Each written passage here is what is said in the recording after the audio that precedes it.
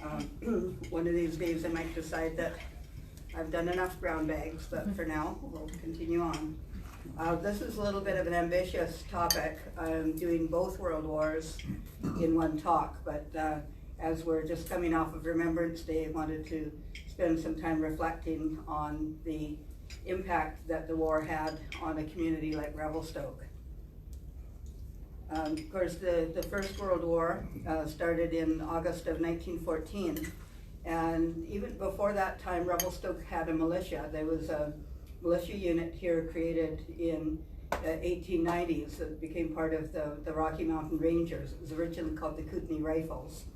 And so before the First World War, Revelstoke did have a militia unit of the Rocky Mountain Rangers. And this is them outside of the drill hall around 1906. Where's the drill hall? The drill hall is where or Trans-Canada Fitness is okay, now. I thought I recognized Yeah. the building, but I wasn't sure. Yeah, it was built in 1902 as the drill hall. A lot of the communities had active militias. At that time, it was just coming off of the end of the Boer War, and there were several men from Revelstoke who had served in the Boer War as well. And as soon as war was declared, there was immediate recruiting. And within the first couple of days of recruiting, they had over 30 people who are 69 who had 69 signed roll for expeditionary force at short notice. And they actually couldn't accept all of the applicants at that time. So many people had expressed interest, but they have the list there of the initial 69 who signed up. Not all of them went on to serve, but quite a few of them did. Initially, so this was right after war was declared, and the Rocky Mountain Rangers went to the station and were there to indicate that they were ready to, a lot of them were ready to sign up. This is the local commanding officer was Richard Sawyer. And you can see it's at the old Revelstoke station.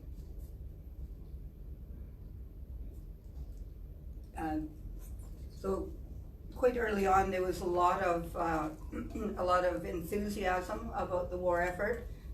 Canada at that time was still considered a colony of Britain. So once Britain was at war, Canada was automatically at war as well. But there was certainly a lot of enthusiasm. There were a lot of the people that were living here were of British ancestry, and so or had actually come from Britain. So there was certainly a lot of patriotism and a real concern that they wanted to sign up. They wanted to go over and fight. So there was definitely a lot of enthusiasm right at the beginning. This was one of the troop trains at Revelstoke in 1914. Every time there was troops going off here, even when they were going for training in Vernon or Victoria, if they were leaving on the train, they would have big gatherings at the station and have the local people giving them a big send-off. So there was certainly a lot of support from the community as well. Cathy, what's the arches in the back there? See behind the train? Part looks like trains. Is it on the train? Like, you see the roof of the train, of the cars? And then see, yeah, what's that? Any ideas, sir? It's a Looks bridge, like a isn't train it? behind it that's got some kind of It's a high bridge. domes on it of some sort. Yeah. Cars or something. Cars on top. Interesting. Yeah, I hadn't really noticed that before. Yeah, so there was certainly a lot of patriotism. The local Chamber of Commerce, which is then known as the Board of Trade, was actively promoting the war effort. The churches were all being encouraged to give sermons about the necessity to sign up and to be patriotic and to serve your country. So the whole community was certainly enthusiastic, but certainly nobody expected it to go on as long as it eventually did. Quite often when they would have troops that were being sent off, they would gather all of the school children as well. And in this case, we've got the soldiers standing in front of a group of girls. So they had all the girls on one side, and they would ask the girls to wear white. And then the boys were on the other side, and nobody seemed to care what they were. But the girls were all dressed in white and with their hats. It made a nice picture, and certainly showed that support of the community as the troops were going off. There were a lot of other local groups that were formed by 1916. There was a division of the Revelstoke High School cadets. There might have been one or two of them that ended up going off to war at the end of the war, but most of those boys would have been too young to serve. There was also a high school girls patriotic society that was organized by one of the high school teachers, Miss Eden, and her brother was one of the Revelstoke casualties. So that certainly was a motivation for her to be involved. And the high school girls were writing letters to the soldiers and sending off cigarettes, which was an acceptable thing for a teenager to send at that time, socks and whatever other packages they could send, and writing letters just to keep up the morale of the troops.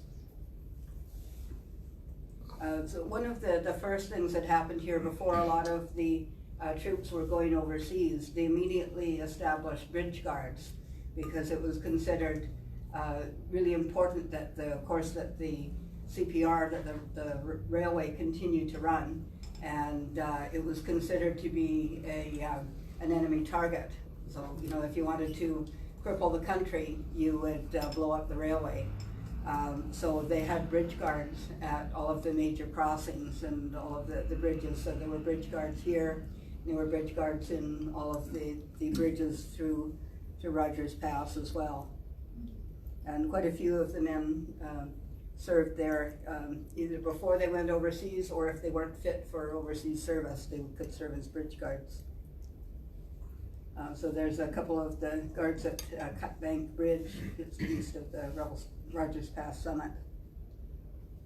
Would they be there 24 hours, Kathy? They would have had probably shifts, yeah.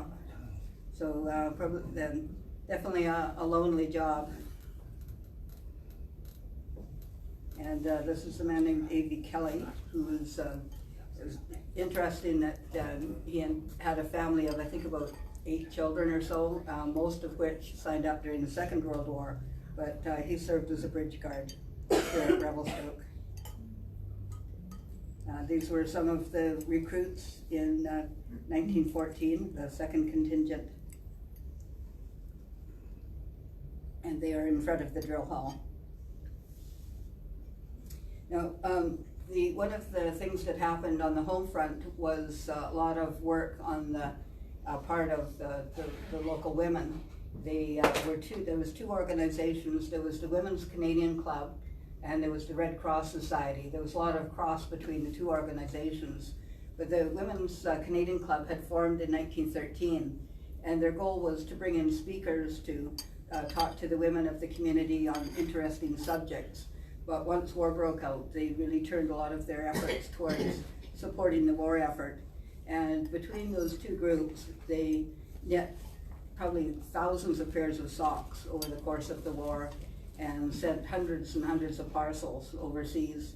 They also supported some of the European charities, like the Belgian Orphans Fund and other other groups like that were trying to relieve the suffering of the civilians in Belgium and France as well. So these women, this this subset of the Women's Canadian Club, the Returned Soldiers Welcoming Committee, was formed once there were some soldiers returning, either they'd finished their duty or they were invalided back because of illness or other reasons.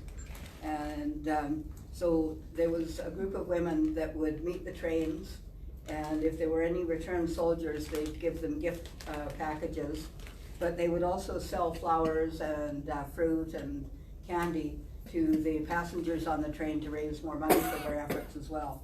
So they were certainly very active in the community. One of the other things that the Women's Canadian Club did was a tree planting ceremony at the Revelstoke Courthouse on May 23rd, 1917. They planted maple trees all around the borders of the courthouse lot as a commemoration and honoring the men who were serving overseas. This was just a little bit after Vimy, so Revelstoke had lost, I think, 12 men just in Vimy.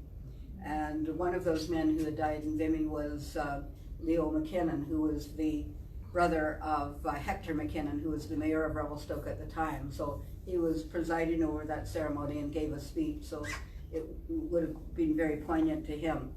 I don't think there was a family in town that wasn't touched by the war in some way. There were close to 100 men from Revelstoke and district, it includes Malaqua and Arrowhead, that died in the war, and probably close to 800 or so from here that served. So it was a huge impact to a community this size, and everybody was certainly aware of that impact, and were doing what they could to support the men and to indicate their support. So I think there might be one of the maples left.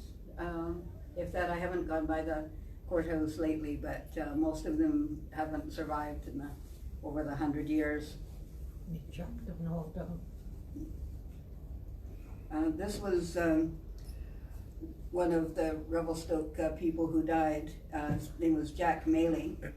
He was a driver with the 8th Field Company of Canadian Engineers. He died on April 18th, 1918, during the last German offensive of the war. His family had a florist business and greenhouses, floral greenhouses on the Big Bend, just near where the Baptist church is in that area. And so he was a teamster when he signed up. He was the driver for his father's company, florist business. And so he served as a driver during the war as well. This was in July of 1915. Of course, they continued with recruiting throughout the war, and they, Right. yeah. So here they're saying they need this was the 54th Kootenai Battalion. So it was a battalion, it originated in Nelson, and they did their training at Vernon. So it was men from the Kootenays and from the Kamloops area as well. So there were quite a few Revelstoke men who signed up with the 54th Kootenai Battalion. You can see there it says, from date of enrollment, men will receive pay at the rate of $1.10 per diem and subsistence allowance at 75 cents per diem. Men must be physically fit between the ages of 18 and 45 years. Minimum height, 5 feet 3 inches, minimum chest measurement, 33.5 inches. No, it gives the age range there. There were a lot of, or several boys who signed up underage. And you don't always find that out until you hear stories from the family, because their attestation papers, they would have given the age that they wanted to be in order to sign up. So they were lying about their birth date in order to sign up. So if you just look at the attestation papers, you would think that they were of age. But sometimes when you compare that with, for example, the census records or other documents or family history, you realize that these boys were actually underage. I think one of the first men to die was Jack Boyle, and he was, I think, just 17 years old, so he was underage at the time that he signed up. There was a couple of other families. There was a Davenport, and one of the Davenport boys died, and he was maybe 17, maybe 18 by the time he died, but he certainly signed up too young. And he had another brother who signed up, and that brother was sent back home because he was only 15. Mm-hmm. So there was certainly a lot of that happened as well. This is the Revelstoke recruits from the 54th Kootenai Battalion outside of the Revelstoke Drill Hall on June 9th, 1915. And we have the names of some of them, and we know some of them that did die that are in this photograph as well. This is a sent-off parade for some of the recruits in June of 1915. And as I say, they'd make a big deal about it whenever the recruits were leaving. They have the city band playing to escort them to the station.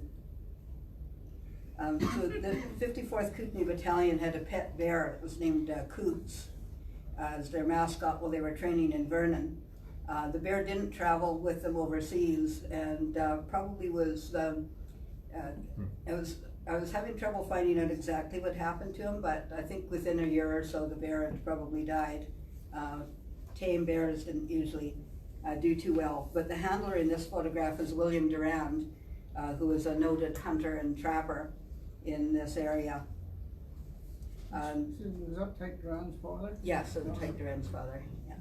So there was a Canadian bear that did go overseas during World War I, and he was brought over by a group from Winnipeg, and ended up in the zoo in London and was named Winnie the Bear. And that was the bear that inspired the Winnie the Pooh stories. There's a heritage minute about that one. But Coots got left at home and didn't do too well. This was the field medical staff of the 54th Kootenai Battalion. And in the center there is Dr. J.H. Hamilton, who is a well-known Revelstoke doctor who went over and served overseas. These were the Arrowhead recruits to the 54th Kootenai Battalion. When Ken was doing his research on World War I, he found a note that said at one point in Arrowhead there was only one single man of recruitable age left in Arrowhead. Everybody else had signed up. So Arrowhead had been a big forestry town. There was big sawmills there, and it kind of devastated the industry there as well with all of those men going off. Last year, Kathy, I took the Canadian War Parades Commissioner over to Arrowhead because he wanted to see Kirk's grave and take pictures of it. Oh, good. Because he was from that unit. Yeah, there were two Kirk brothers. Yeah. Leonard and the other one. James, I think, died overseas, and the other brother, is it Henry? Yeah, made it back home, but died of a war-related illness after he got back to Arrowhead.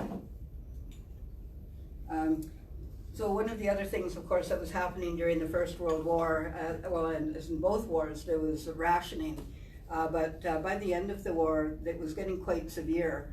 There was actually limits on how much flour you could buy. The stores were no longer allowed to do deliveries because they needed to control, how much people were buying. The restaurants all had restrictions on when they could serve meats. So this is the Oyster and Chop House, which is where just in Grizzly Plaza, used to be where the Avalanche Society, Avalanche Canada was, at that location, different building. But there's signs up on the wall there that indicate what days they can serve different meats. So they could, I think it was beef and pork could only be served or beef and veal could only be served for dinner meals on 2 days a week. And Pork could only be served on certain days for breakfast and lunch and meals. So it was very restrictive of what they could serve. There was definitely rations or how much flour and sugar and other staples that you could purchase as well. They also, near the end of the war, were encouraging people to grow war gardens. And part of that was to produce as much as you could for your own family, so you weren't having to buy food and having more food available for the troops. But there was also a movement to increase production in the fields. That's why we ended up with daylight savings time. Daylight savings time was instituted to allow more daylight hours for the farmers to bring in their crops, and more time in the morning for them to get out and work in their fields. They also had a group called Sons of the Soil, and they were encouraging high school boys to sign up to work at farms when they weren't going to school. So there were quite a few local boys that signed up for that as well. So the real push to be involved in the war effort. Do you know where this is in Connaught? It's probably close to where the RCU insurance is now. Okay. I believe. Okay. Yeah. Closer to the tracks. Yeah. And then, so finally, armistice was declared on November 11th, 1918. And in Revelstoke, before they held the celebration, they actually delayed it for a while because there was a man named Alan MacDonald who had died of war-related illness. And his funeral was held that day from the Catholic Church. And his body was being brought up to the station to be sent back east to his family in the Maritimes. And so they actually delayed the armistice parade to allow for his funeral and the funeral procession to the station. And then after that, they had a huge parade through town. All of the school children were out, all of the organizations were out, and they paraded through most of town. They paraded through what's now the downtown area up to Victoria Road, probably in the south side area, all through town, down into Lower Town, around the courthouse. So it was just a huge parade. They actually were not allowed to have any indoor celebrations at that time because the Spanish flu epidemic had hit Revelstoke, and there was a ban on indoor public gatherings. So they weren't allowed to have church services or school gatherings at that time, but an outdoor parade was allowable. And there were no school classes, or So just? they canceled school they canceled it twice during the course of the flu. And then, of course, that's another one of the huge impacts of the First World War. There was about 60,000 Canadian soldiers who died in the war. And then probably, I'm not sure what the worldwide death toll was for the First World War, but there was probably, they estimate at least 50 million who died in the Spanish flu epidemic, which was attributable by some to the war, just the conditions that a lot of people were living in, and then the troops were coming back home, and it spread throughout the country as well. There were probably about 38 deaths just in Revelstoke alone. And it took a while for things to get back to normal. One thing, a lot of people aren't aware of the fact that a lot of the troops didn't get home until well into the next year. The 54th Kootenai Battalion didn't get back into Canada until the end of June of 1919. They didn't have the troop ships available to get all of the men back in a timely fashion. So a lot of them, the 54th had left they were doing some work in Belgium as a unit, and then they were stationed in England for a while before they finally got back. So you can imagine, how anxious these men were to get back to their families, and they were stuck in England well after the end of the war. They got to keep their guns. Yeah. And then once they got to Revelstoke, they got their discharge papers and were able to go back to their communities. There was definitely a move to honor the men who had fought during the war. So there was a ceremony at the courthouse on September, sorry, I've got the wrong date, it's actually September 20th, 1919, when Edward, Prince of Wales, unveiled a plaque to the men from Revelstoke who died in World War I. And that plaque was placed by the women of the Women's Canadian Club. At that time, that was the first monument put up to the local men. And that one is still there, even though the cenotaph was built a little later. So the Great War Veterans Association was formed in, I think, 1918, and they moved into this building in 1919. And of course, that became the Great War Veterans Association by about 1925 became the Royal Canadian Legion. And this was the Legion building until it burned down in the 1960s and replaced with the current one. But they even have a cannon there. A lot of the War Veterans Association were, it was kind of seen as an interesting souvenir to get German cannon. So that's actually a German cannon that was located at the local Legion. And the cenotaph was built in 1923 by the Great War Veterans Association, and that was the original plaque that was put on. The cenotaph has moved slightly. It was in a different location. There was an angled road called Government Road that angled from where Lordco is now right through and bisected what's now the property part of the Coopers or Save on Foods, and originally angled all the way down to Third Street, and that created a little triangle of land, and that triangle was initially where the cenotaph was.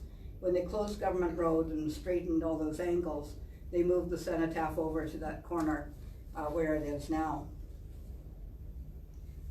So we come out to 1939. There's a lot of rumbling about war earlier in 1939. The King and Queen made a trip across Canada in May of that year, and there was 9,000 people that showed up at the station at Revelstoke to greet the King and Queen. Wow. Because and that was like way more than the population at the time, because people came from the Kootenays and from the Okanagan to see the King and Queen here. And that patriotism was really sort of coming to the fore again. People realized that they were on the cusp of another war. And so here this newspaper says, Revelstoke citizens hear decree of war on Sunday. This was September 8th, 1939 newspaper. There was an editorial that was noting the differences between 1914 and 1939. They said there was practically no excitement. It was more quiet and assurance, soberness and determination. Remarkably little hatred and fear. I'm not sure that continued on, but that's certainly what the editorial thought. He said, this is not merely war against Germany. It's a war of democracy against Hitlerism, against dictatorship, against aggression. A war for the right of free peoples to live their own lives without fear. There is a grim determination about this war. There is no bandwagon, no slogan about the war to end war. There is a determination that the German menace shall be crushed for all time. Even before the war, there was active recruiting of the local Rocky Mountain Rangers. They had, the local company was called D Company, and they were already quite active in the area.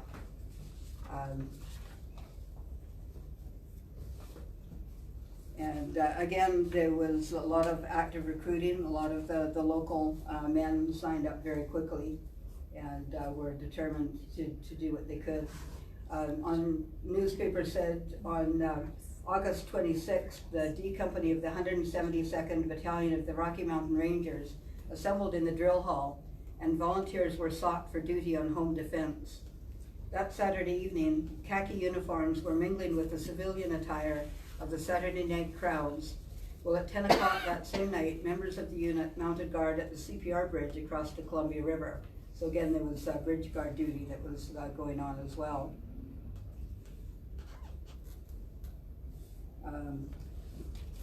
Again, there was some of the local men were signing up. This is actually a family photograph that came from Ken's aunt, and this is Ken's dad, Jim English, made under the letter O there.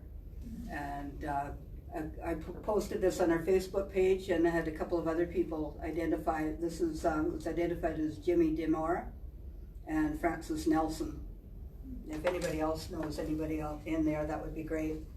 There was a note in the newspaper when Jim English signed up.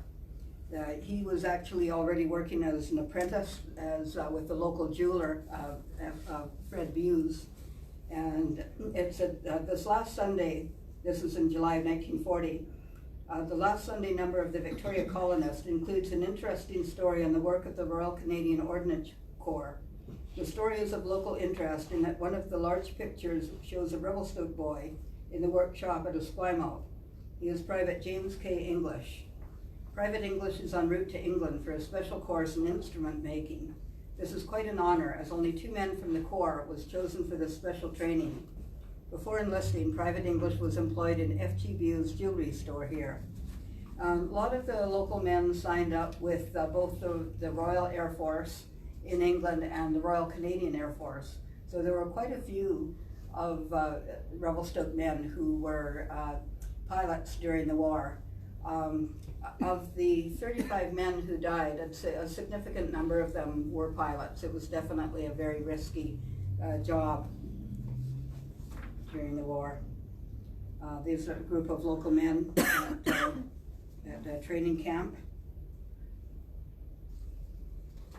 One of the things that had been dragging on for a long time was the construction of the Big Bend Highway between Revelstoke and Golden. They'd actually started construction of the highway in 1929, and by 1939 it was still not completely finished. Big sections of it were done, but it was not quite completed. And the war was seen as a reason to finally push that through and get the road open. They were using it to move troops across the country, as probably even more so than the train that year.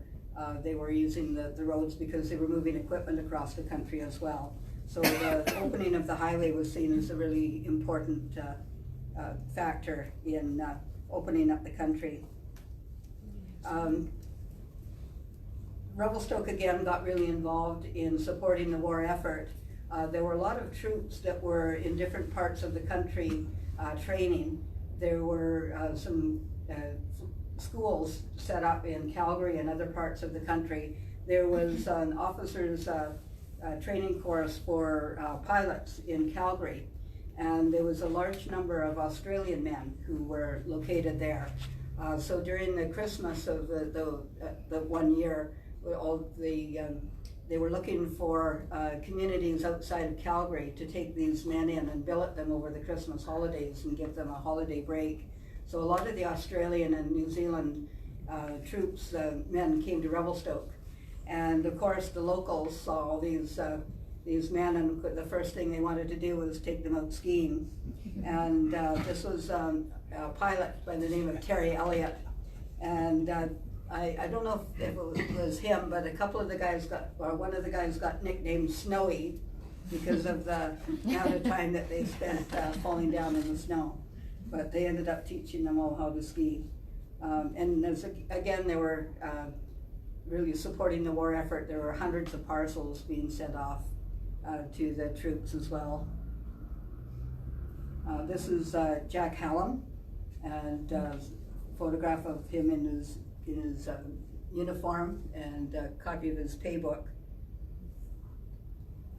He was in Italy and North Africa, same as Ken's dad, and it's notes for troops proceeding to North Africa. So, again, the war dragged on for a long time, and the community was looking for ways to support the war effort, but they also wanted to make sure that the community itself was thriving. They wanted to encourage tourists to come here. The Big Bend Highway had just opened. They wanted people to come to this area. So in 1944, they started a big event called the Golden Spike Days. Now, that went on for quite a few years, but definitely took on a patriotic theme. This particular group is and their float is the Revelstoke Servicemen's Hostess Club. So when there were servicemen in town, they would make sure that they were looked after. They would, have dances and make sure that they were entertained. The ladies are showing a lot of leg. They are.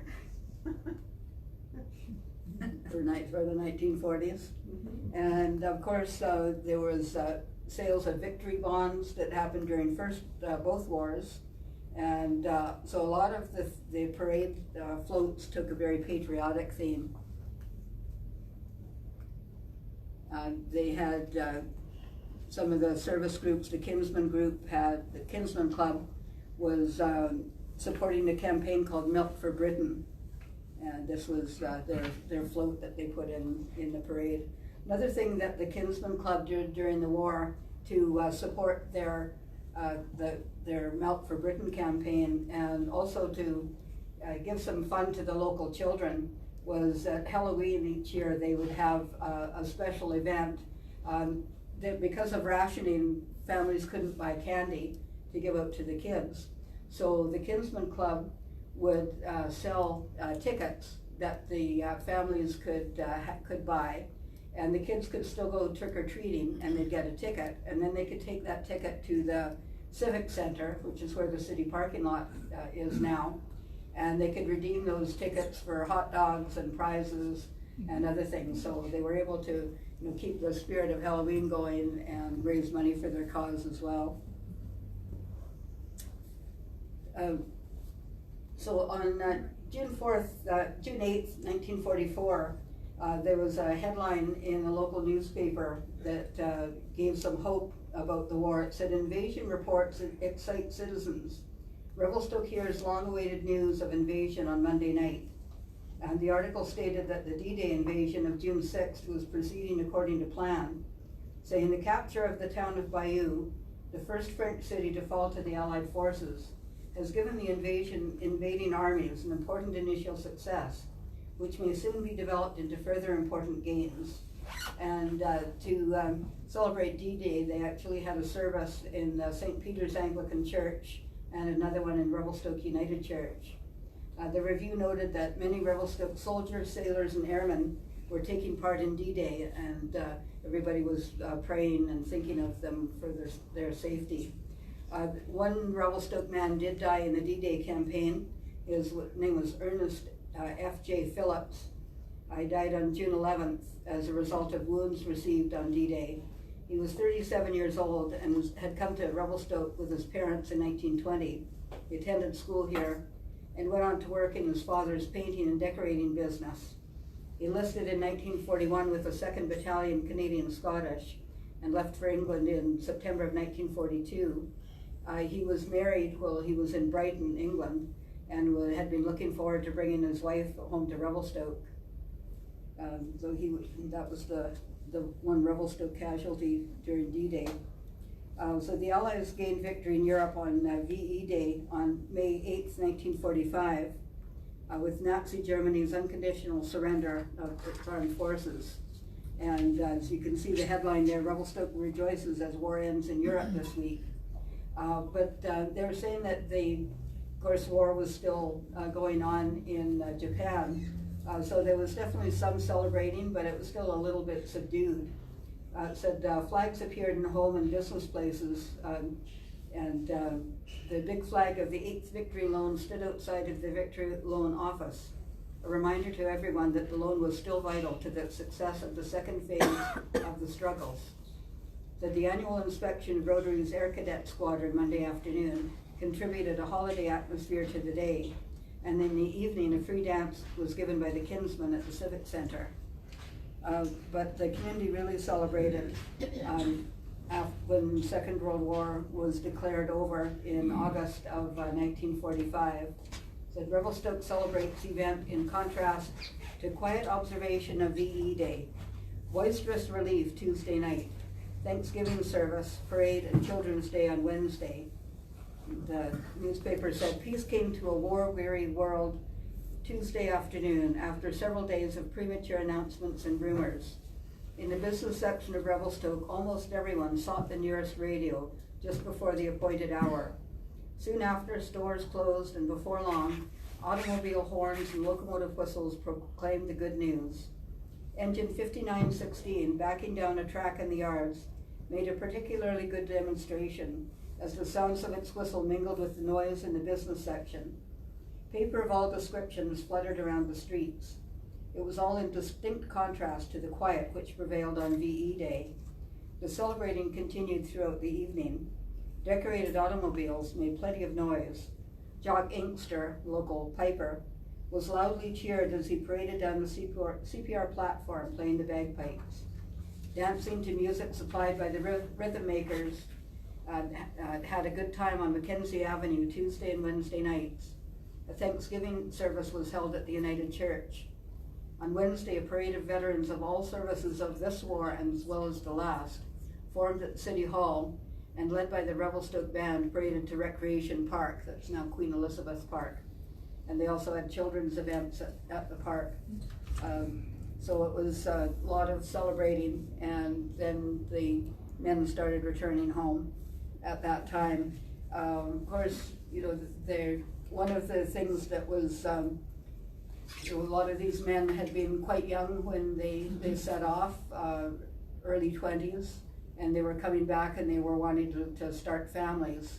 And there was a lack of housing, so one of the things that happened in the 1940s, midnight after the war, was the building of what was referred to as the wartime houses. And those houses are mostly still there. There's the little cottages behind, between 5th and 8th Street, between Victoria Road and Vernon, so those little cottages in that area. And they were available at a low rate of interest to returned soldiers. So there was quite a few Revelstoke returned soldiers that got their start in those houses, including the English family. This was in photographs in the high school annual of 1946, and it had photographs of quite a few of the local men who had passed away during the war. Another thing that happened a few years after the war is they were looking at ways of commemorating some of the men who had died in what they called enduring monuments.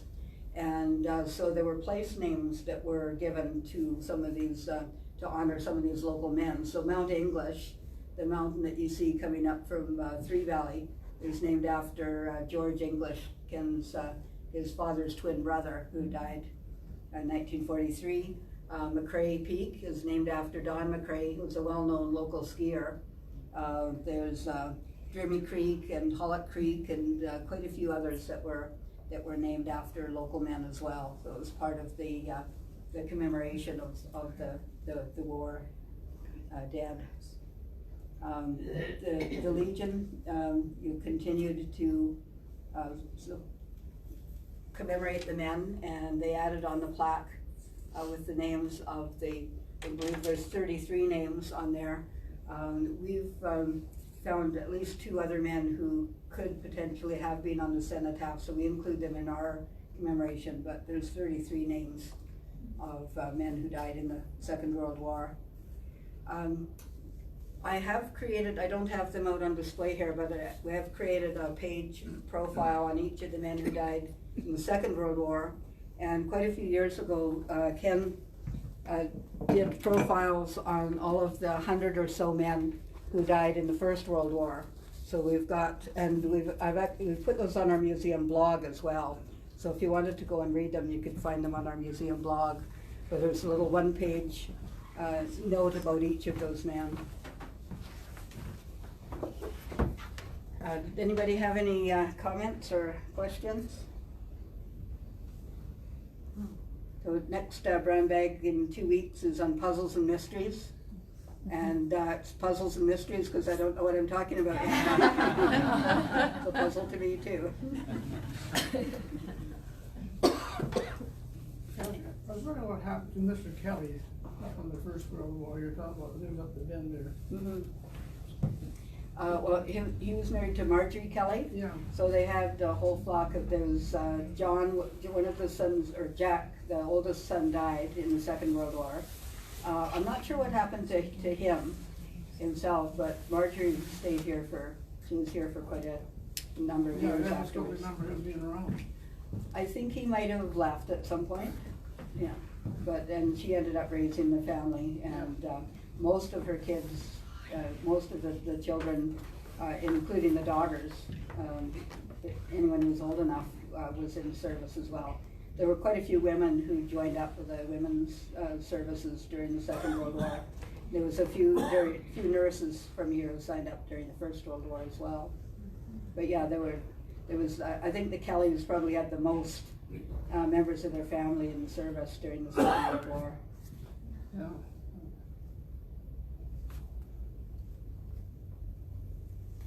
Any other? No, that's interesting. Thank you very much. That one picture where Ken's dad was, that guy in the back row looks like Rico Didymus.